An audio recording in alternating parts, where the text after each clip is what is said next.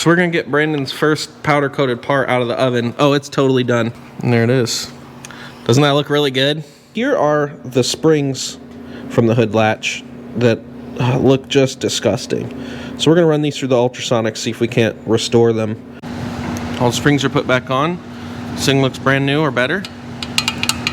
Because it's black. Maybe it was black from the beginning. I don't know. But it's black now. It's got new springs. 1 new spring. 2 clean springs. This will go on the car. Looks nice.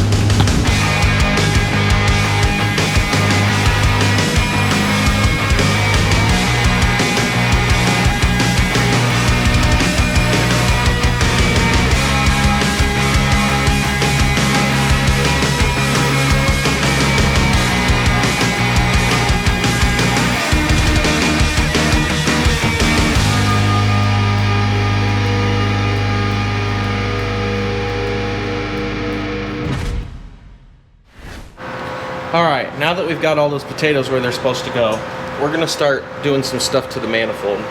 Now, this is an Evo 2 manifold. You can tell because there's no EGR port on it. But it has the same inlet size, which happens to be the same as a first-gen DSM turbo. And non-turbo, I guess. So, what I'm going to do is I'm going to modify this because I'm sticking with my rule of no hose clamps in the engine bay, which is difficult, but I'm going to try. And I'm going to cut these vacuum nipples off, tap them, drill them, tap them, plug them with MPT fittings so they seal. And then I'm going to run a big line off the back here to a manifold and run all my vacuum off of that. Back and out of the way on the firewall where you won't see it. I can run all the lines real nice. So this will just be clean.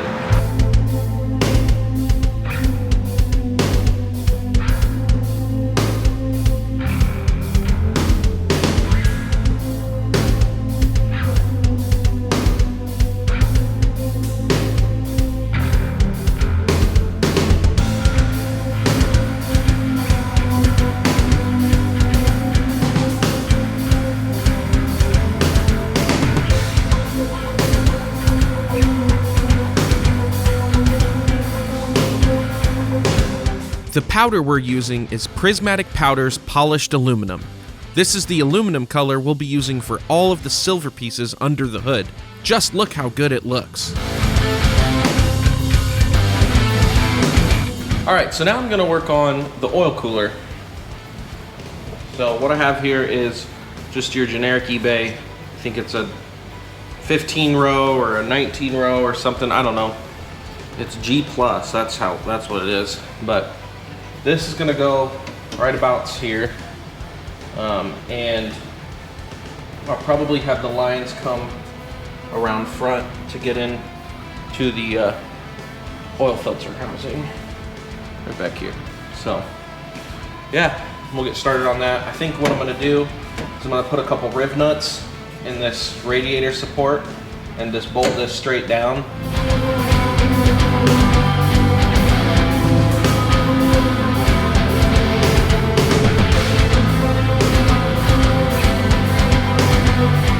That's mounted, it's stable. Now I'm just gonna make some lines.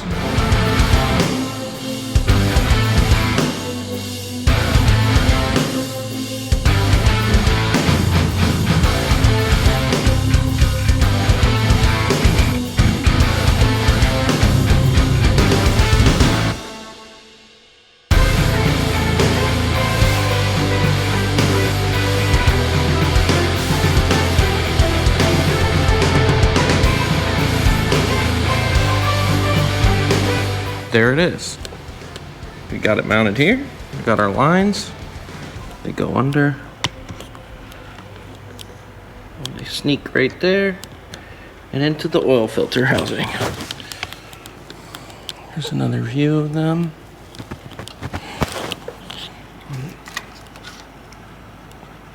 Yeah, right in there. So I'm happy with that. Done. Okay, here's a quick little progress update. We've got the power steering done.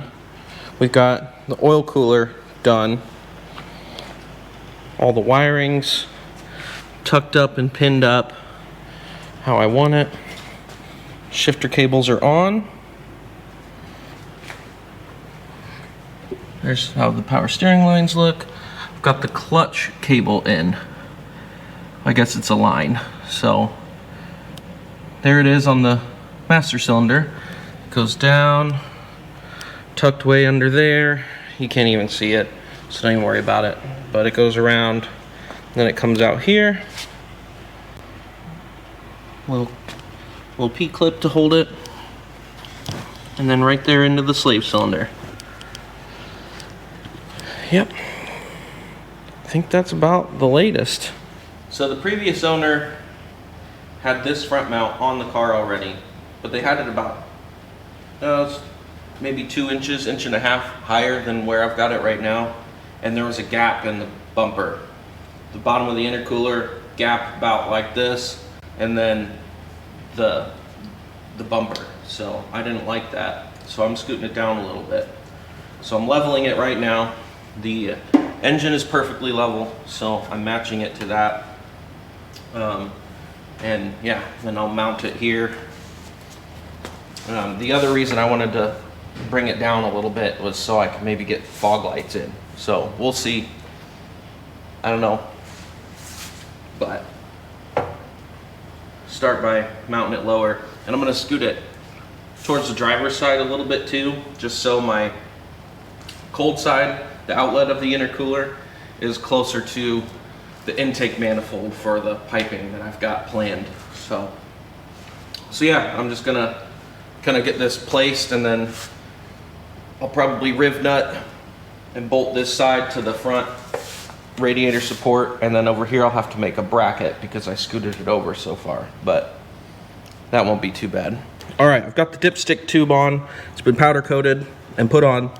And when you delete power steering and the power steering bracket, there's a gap here, so you need a spacer.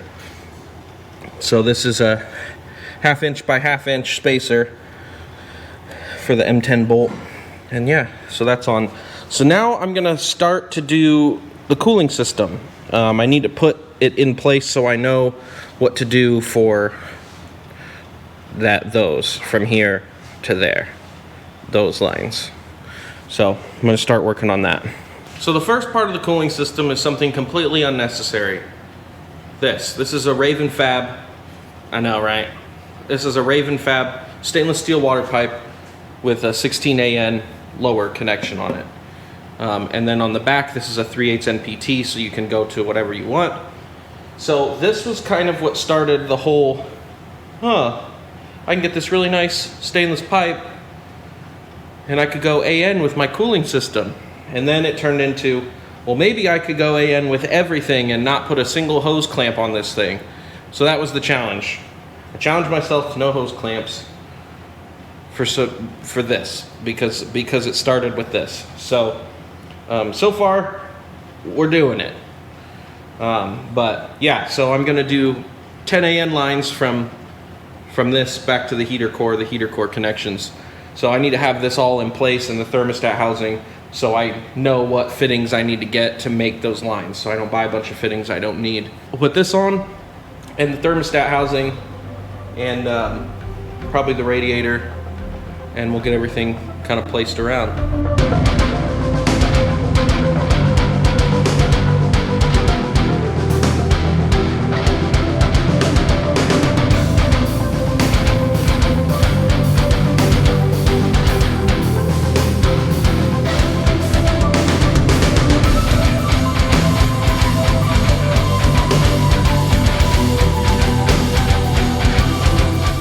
Okay, so I've got this stuff on, and I'm still waiting on this piece, but I've got this one. This is a 3/8 BSPT-T.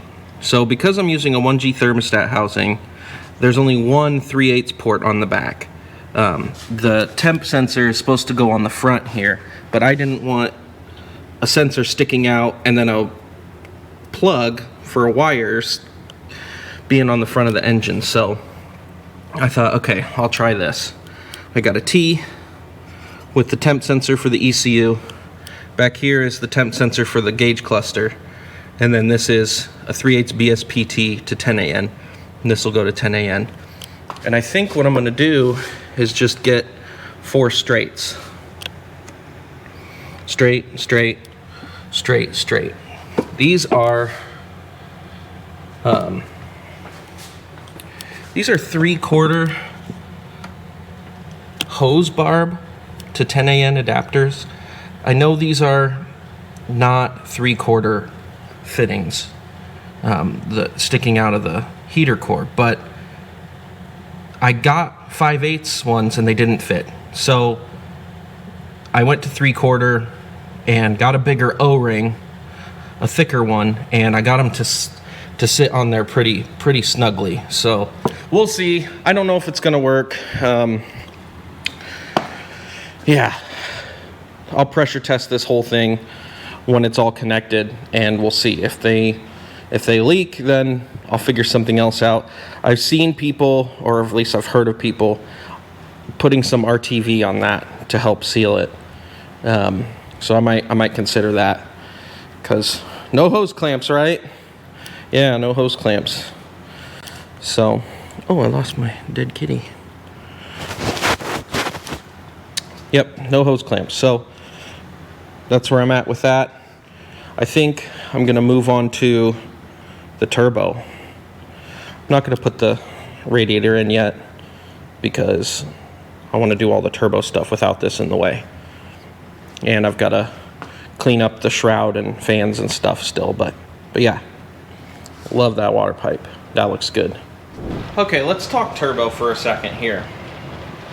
I'm trying something new. This is a turbo made by a company called RHB. They're out of Canada. They make these super cores for Mitsubishi flange, pretty much just for Subarus. They do time attack Subarus up there. It's a billet center housing with 3 ball bearings. So I'll leave a link, you can read about it up here. But basically there's 2 ball bearings on the turbine side to handle the side load. And there's one on the compressor side. That lets you hit the shaft speeds of these smaller turbine wheel turbos. So I thought I'd give it a try. This is a extended tip 20G, and this is a TD06 SL2 turbine wheel. So I thought I'd give that a try. It comes with the oil feed 4AN with the restrictor built in, so you can feed it oil from anywhere. And then it just has this M18 drain. So you could use a factory drain, flange, or just the M18 and go to an AN fitting, which is what I'm gonna do. I'll go to 10 AN. And then I'm not gonna coolant cool it because you don't need to. I talked to the guy that makes these and he said, you know, I don't cool it, and it's on my daily driver. So I'm not gonna do that, but I won't, you know, hot stop it. But yeah, so that's the core. And then I picked up one of these eBay special Kinagawa compressor housings with a 3-inch inlet and a 2-inch outlet, and then boost source. So, but that would require hose clamps. You know, that's got to go. And I think this looks stupid, so that's got to go. And then I picked up from Turbo Lab. This is a TD06 SL2 turbine housing, and we modified it to take an external gate.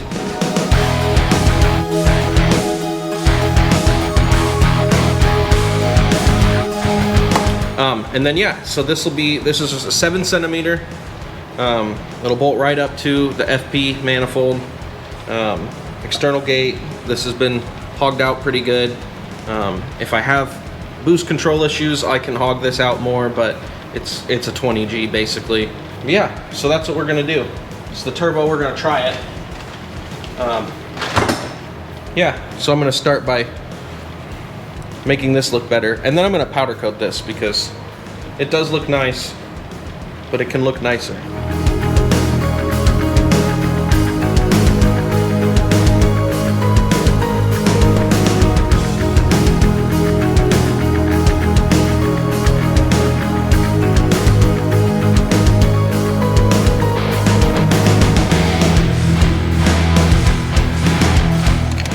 All right, this is fully seated. We've got that good snap on it. It made that sound when the spring ring snapped out into place.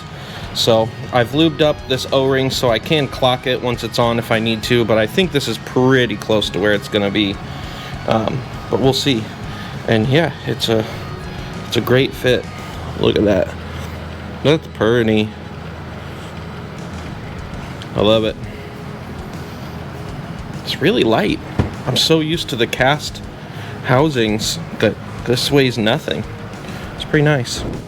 We'll come back to the turbo another time. For now, we're going to get the manifold and hot side and O2 housing on the car. I'm gonna go ahead and put the O2 housing on. What we have to work with here is a CC Design fab. I had him make one for me with no O2 bung here, so it looks nice and clean. This is a 35 millimeter external gate. 38 is what I mean. And yeah, so I'm gonna put this on the turbine housing, and then I'll bolt this on the car. But yeah, I'm gonna put this on the hot side off the car.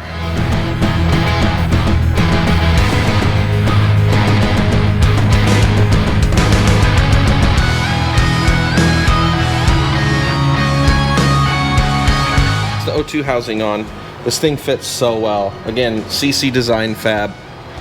Really great stuff. The flange was just perfectly flat, nice and thick, perfect stainless. The welds look amazing. Yeah, good stuff. Came with a dump tube too, but we'll show you that later.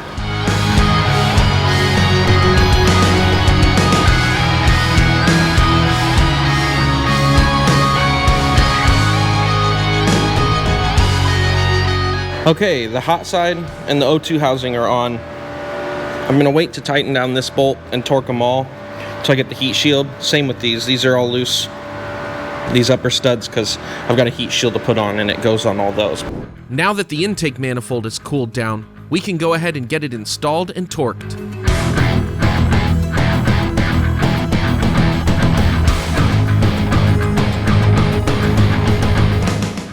Okay, so this is important, so pay attention, Brandon. I get asked one or two times about how I come up with some of the ideas for some of the stuff I do. A lot of it is just researching, looking at lots of pictures, inspiration, that kind of stuff. But the main philosophy I have for this build is, I think, oh, it would be really cool if this was like this. And then I spend my time figuring out how to make that happen, instead of like looking what's out there and being like, oh, I want that catch can, I'm gonna put that in. And then now it maybe doesn't work with something else. It's, you know, bigger picture type things. So, for example, the wiper motor on these cars sits in here in this cowl. And then the connector comes out this little hole right here and plugs into the harness that goes across the top of the firewall. That harness is gone. Like I showed, I pulled that whole trunk that goes across the top back in, and it's in the wheel well down where the ABS computer was. So the only thing I need from that part of the harness is a factory ground, which I'll reestablish, and the wiper motor connector. Well, I don't want to run the wiper motor out here and have it just come out and go and back in. I think that would look terrible. So I thought, well, I want to find a way to have it plugged in without it coming into the engine bay. So here's what I found. So I took this out, I took the wiper motor out, and if you look back in there, oh look, there's an opening in this corner. Well, that brings it into this space behind here and down here. This grommet is wiring that goes into the car under the dash, which is exactly where I need to be.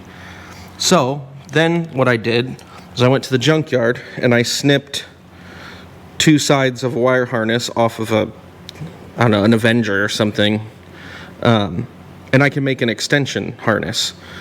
So I can plug my wiper motor in to one end and then make it run it through how I want, and then plug it into the harness under the seat. or under the dash.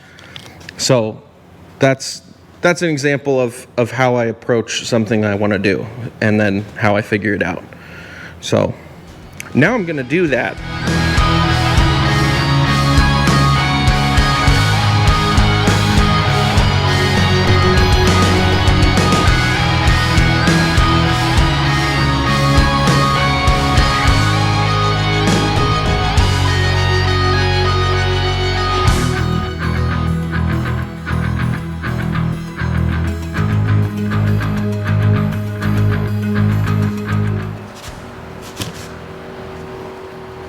Oh, there it is. Look.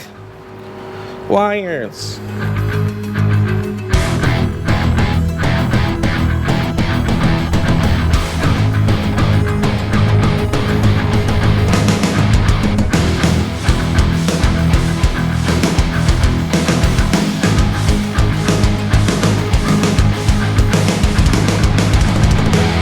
Okay, so here it is with the motor put back in, and I've got this harness plugged into the extension harness, which comes down through the body here and then down to the footwell. So I'm going to get this organized, and then I'll pull the wire back some to try and get the part going through the body with this loom. So I'll take this off, and I'll keep the slack down in the footwell. Here's the wiring all finished up. We've got the boot sealed back up and these organized. Here's the wire harness coming up from the motor, which just goes down right here. So good slack, nothing's in the way of anything. And I've got plenty of slack down in the footwell.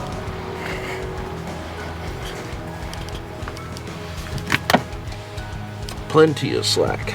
So yeah, that'll just plug in right here. So this is normally up on the firewall.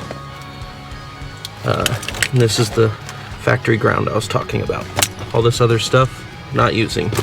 It's emissions, and this is the injector resistor pack, but high impedance injectors, so I don't need that either. Okay, so now we're gonna work on the fuel rail and the fuel pressure regulator.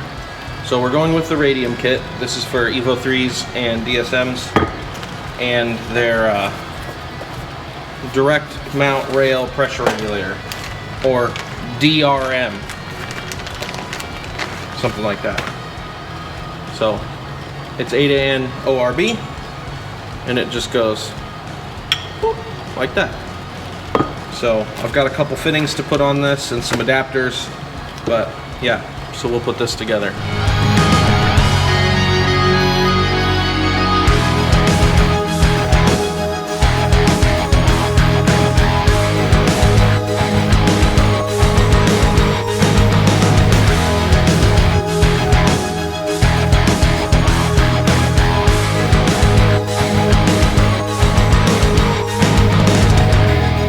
Okay, so I've got the fuel rail finished and the pressure regulators on, and I've got the brackets on, and I think I've got this set up right. So we rotated this top so that this was pointing backwards, so I think that'll look better. Got our 6AN return, got the front plugged, and yeah, this is nice. I like this. Okay, so I looked all over the whole internet for the perfect fuel pressure gauge, and I stumbled across this Marshall. I picked it because it's matte black, so it matches the fuel rail, and there are no colors in it. It's just black and white, and I think that looks really nice. That matches the fuel rail look and everything really well. It'll look like it's part of it. So yeah, these are made in Anaheim, California. The rail comes with these little heat barrier gaskets, spacers, so you don't transfer heat to your fuel rail from the hot head. So that's a nice touch. Okay, so let's talk injectors. These are ID 1000 injectors that I found for an Evo X. Now, I know I don't have an Evo X, but I contacted ID and said, hey, I need to run these on my DSM, which is the same as an Evo 8 and 9. So could I buy the kit to adapt these to the Evo 8, 9 and DSM style injector? rail. And they said, sure, here's a kit. All the seals, clips, and everything. So they're too short in this form. So how they are in the Evo X is too short. So these just make them taller and the right diameters to fit in the rails. So what I need to do, first I'm gonna clean these up. Then I will install all these seals and whatnot, put it on the rail, put it in the car. I don't know if you noticed, but that's blue. I know Brandon can't tell, but that's blue. I'm not gonna have blue in the engine bay. So these are anodized. I'm gonna try a trick I saw on the internet about stripping anodizing off. People say you can use oven cleaner, and I've heard that's true, but there's also this other stuff. This stuff strips anodizing, so we're gonna try it.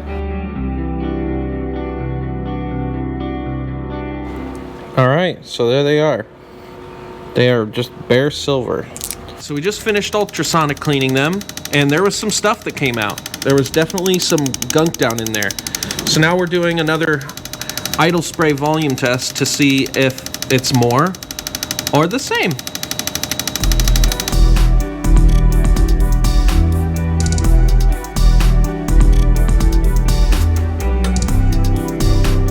There they are. There they are, all finished. So it looks like that. So there's an O-ring that sits in between these two halves. Then there's a clip, this little tension spring, which should keep these right where they need to be. I think they look great. They're not blue, and they look great. So there we go.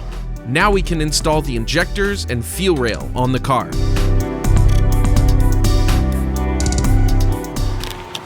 That's the fuel rail installed and the injectors. Looks really good. I like how that gauge sits. Okay, so now I'm gonna put on, I got a heat shield for this. I know this has that nice multicam black look on it from all the different finishes of grill paint I put on it, but I want the heat shield for heat shielding reasons, and I think it'll look nice. So it looks like this. So there's a couple brackets you have to put on, but yeah, get that put on.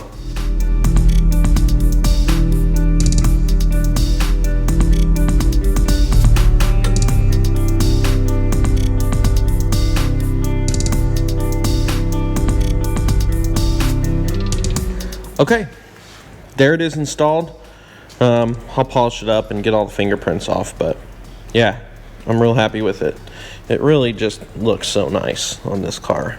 On any car, really. These extreme PSI heat shields for the FP manifold are awesome. Get one if you have an FP manifold. That's gonna do it for this episode. We'll get into some really fun stuff in the next one, so make sure you subscribe so you don't miss anything.